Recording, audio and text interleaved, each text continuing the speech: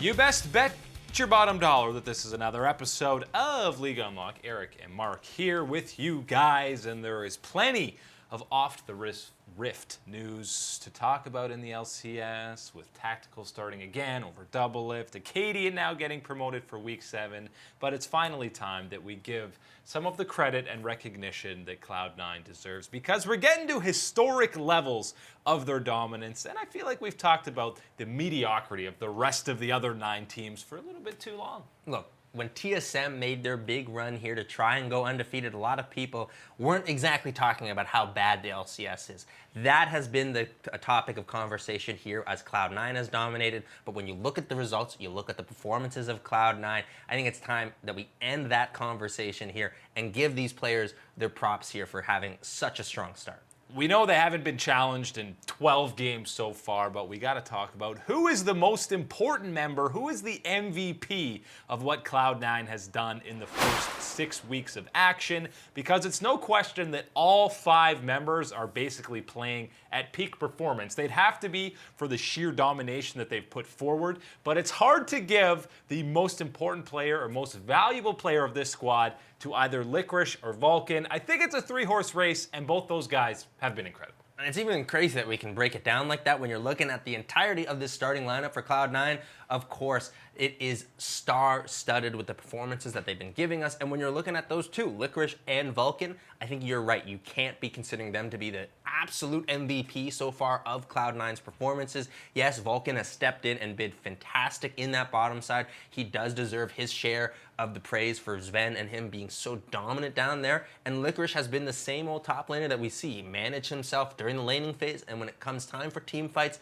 nobody in the LCS is flanking the way he does and gets into those team fights, disrupting things. They have been so solid, but they are not the best players on Cloud9 so far, and that is how good this roster has been. Yeah, and the obvious choice for most people is going to be Sven. He has the insane KDA numbers. He can probably count on one hand the amount of mistakes that he's made so far in the spring split. He's played a bunch of different champions. He learned Aphelios and Senna instantly, and there's a very good chance that he is going to be MVP of the spring split, almost regardless of how these last 3 weeks play out. And during his time on TSM, we saw occasional struggles and things like that, but there were periods, and people forget about it, where Sven was a huge carry for the team and was dominating. We are seeing a lot of those performances, and the best thing again for Cloud9 is you're seeing that game after game after game after game. There are no missteps here so far from this bottom side, and specifically, again,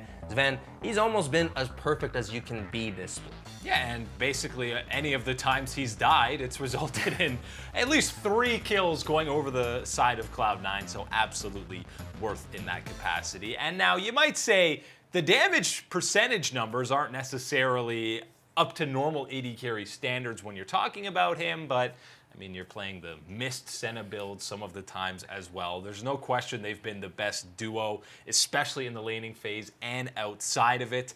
And yes, Sven is probably going to be the front runner for MVP, and deservedly so. But you have to talk about that mid-jungle duo for Cloud9, and maybe Sven has had the best performance, but the most important, I think, to this squad is that combo of Niski and Blabber. It's been incredible, and I specifically want to be talking about Blabber in this role here and what he's been able to do from the jungle for Cloud9 is, they had Svenskeren. You had an MVP jungler here, but even if you put Svenskeren back in this lineup right now, I don't think you're reaching anywhere close to the same performance or same results that they have been able to get with Blabber right now. We've talked about it in the past that, this mid and jungle synergy here is only going to work if you're following up on everything Blabber does, because Blabber, well, he's not really going to be communicating it. He's just going to go in.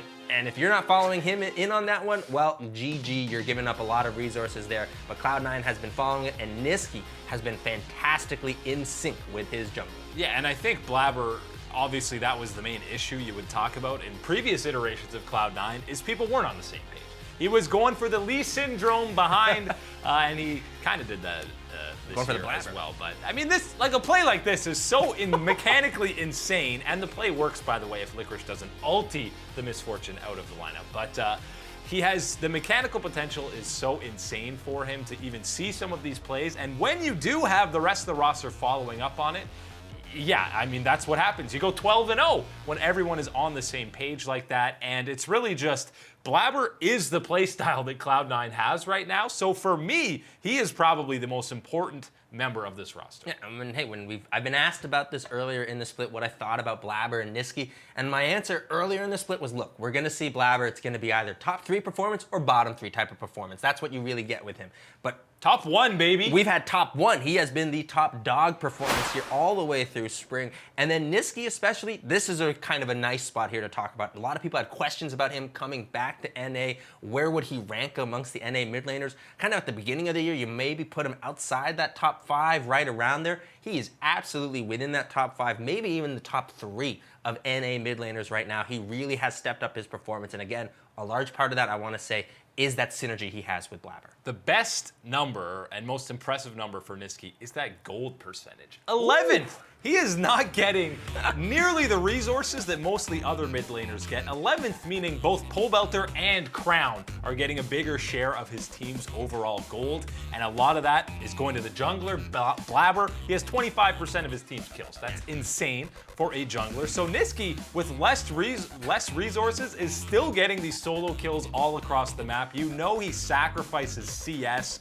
for any help on any of the other lanes. He is the ultimate team player, and we have seen that time and time again in 2020. So he's a guy that you can't sleep on for being an important member as well, because he fits his role in this team to absolute perfection. And this might be something with Reaper going on here, because we've seen this in the past with the Cloud9 mid laner Jensen, maybe not getting all the resources that you would want to put on someone that delivers a carry performance like that, but Niski has really fit that role so well for this Cloud9 roster. And you're right, like how many times do you see a guy, you know, get so little gold and then is able to pop off on Cassiopeia in these team fights? The way that he's doing it, the mechanics he's doing it, Niski has stepped it up, Blabber stepped it up, and the whole C9 organization stepped it up this split. Let's give a 5-person MVP award, but for now, Sven probably the front runner for MVP, but Blabber is the most important member of the domination that Cloud9 is putting on across the entire LCS.